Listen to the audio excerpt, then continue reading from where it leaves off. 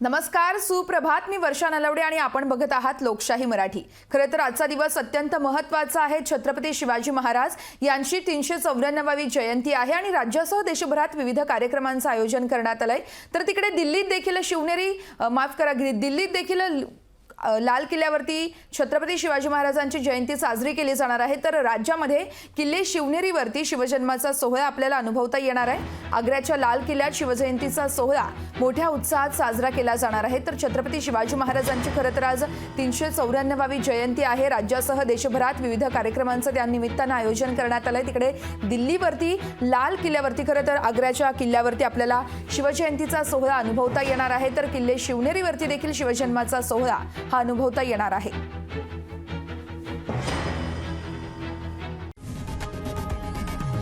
लोकशाही मराठी ऐका, पहा, जागरूक रहा.